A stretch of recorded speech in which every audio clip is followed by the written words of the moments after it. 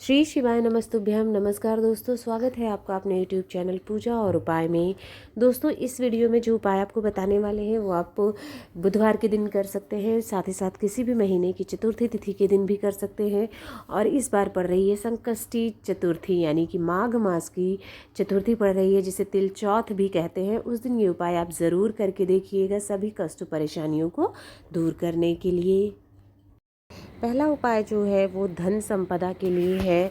धन की समस्या है, घर में आपके धन की आवक नहीं हो रही है या आमदनी से ज़्यादा खर्चा है। 1 रुपया कमा रहे हैं और 5 रुपये का खर्चा आपके घर में निकल आता है, पैसा टिकता भी नहीं है। धन की बहुत समस्या है, कर्जा लेना पड़ जाता है, मतलब कैसी भी है कि धन से संबंधित समस्या आपके घर में लगी हुई है। तो फिर आपको उसके लिए ये उपाय करना है। लेने होंगे आपको 3 अनाज। 3 अनाज कौन कौन से? पहला तो आपको जौ आसानी से मिल जाता है, 1 चुटकी जौ लेना है, कोई काउंटिंग नहीं है, ठीक है। 1 चुटकी जौ ले लेना है। अगली चीज़ है वो है तिल। थोड़ा सा आपको 1 चुटकी तिल ले लेने हैं। इसके साथ ही साथ आपको लेने हैं चावल। चावल भी 1 चुटकी ही आपको लेना है, ज़्यादा नहीं लेना है, बस ध्यान रखना है खंडित नहीं होना चाहिए। ये ले लेना है। तीनों अनाज आपने ले लिया। अभी एक कटोरी लेनी है और कटोरी में तीनों जो चुटकी चुटकी आपने अनाज लिए हुए हैं वो उस कटोरी में आपको रख देना है। इसके बाद आपको ये उपाय जो है रात्रि में करना है, शुरू करना है। मतलब आपको उस कटोरी को अपने घर के दरवाजे के, जैसे आप घर के अंदर जा रहे हैं तो मुख्य दरवाजे के दाहिनी तरफ आप उसको रख देना है। रात भर उसको रख के दे देना है। और रात में रखना कब है? 12 बजे से पहले आप कभी भी रख दीजिएगा। किसी भी दिन आप ये कर सकते हैं। मान लीजिए सोमवार की रात रख रहे हैं तो उपाय मंगलवार को करना रहेगा। फिर अगर रविवार की रात रख रहे हैं तो उपाय सोमवार को करना रहेगा। ऐसा होता है। रात में आपने रख देना है, रात भर उसको वहीं रहने देना है कटोरी। अगले दिन आपको वो कटोरी वहाँ से उठानी है और गाय माता का आपको थोड़ा सा दूध लेना है। दूध जो है आपको स्टील का लोटा होता है या स्टील का गिलास, उसमें लीजिएगा। तांबे के पात्र में दूध नहीं रखा जाता है, इसलिए स्टील के लोटे में आपको कच्चा दूध लेना है। गाय माता का उबला हुआ दूध नहीं लेंगे। और वो कटोरी में जो तीनों अनाज आपने लिए रखे हुए थे, वो कटोरी और दूध ले करके आपको चले जाना है भोले बाबा के मंदिर। आपको क्या करना है? सबसे पहले तो जो आपने एक दूध लेकर के गए हैं वो दूध आपको दोनों हाथों से पकड़कर भोलेनाथ के शिवलिंग के ऊपर श्री शिवाय नमस्तुभ्यम ओम नमः शिवाय कहते हुए आपको चढ़ा देना है। सबसे पहले आपने दूध अर्पित कर दिया। अब जो कटोरी में आपने अनाज रखा हुआ वो सभी लगभग मिक्स हो चुके हैं।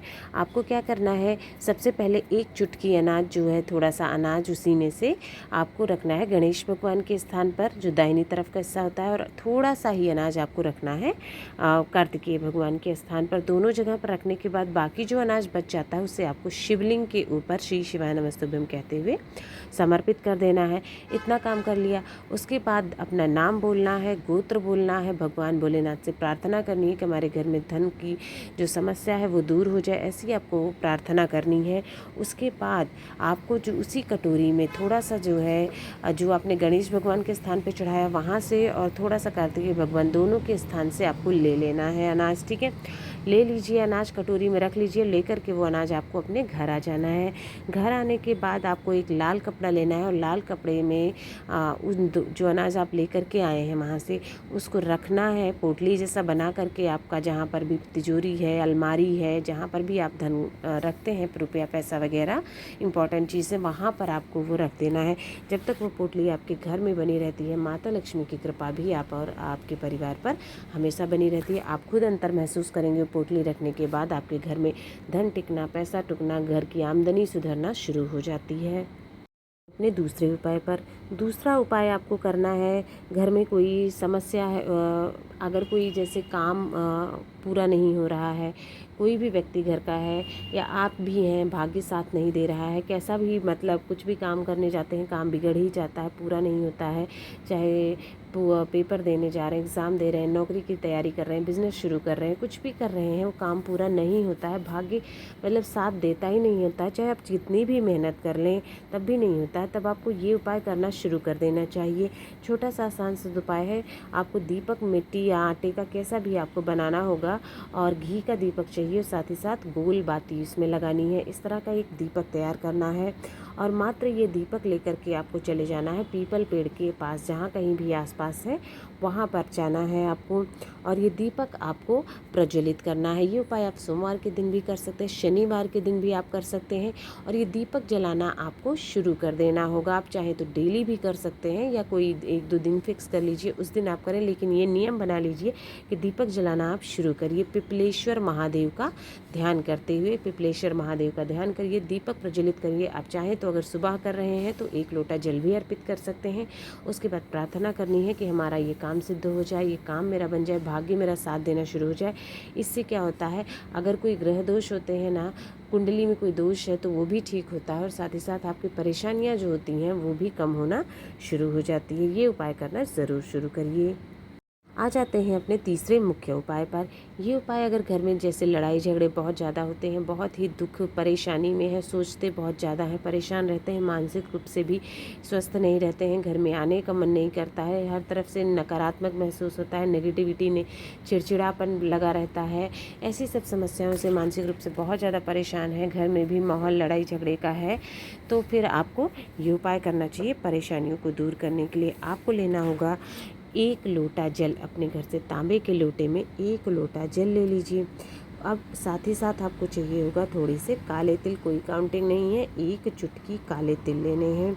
इसके अतिरिक्त आपको चाहिए होगी हल्दी। हल्दी क्या होता है, सौभाग्य लेकर के आती है। पिसी हुई हल्दी नहीं लेनी है, खड़ी हल्दी जो होती है, आपको खड़ी हल्दी की गांठ जो आती है ना, वो गांठ आपको लेनी है, पिसी हल्दी नहीं लेनी है। इसके साथ ही साथ आपको पीपल के पत्ते लेने हैं। कितने पीपल के पत्ते? 5 पीपल के पत्ते लेने हैं, बहुत आसानी से मिल जाते हैं, फटे ना हो इस बात का ध्यान रखना है। फ्रेश जो पत्ते आते हैं साफ़ सुथरे होने चाहिए, 5 काउंटिंग में ले लेना है। अब जो 1 लोटा जल आपने लिया है उसी में आपको वो काले तिल, हल्दी और वो 5 पीपल के पत्ते आपको डाल लेने हैं और ले करके चले जाना है शिव मंदिर, शिवलिंग के पास में।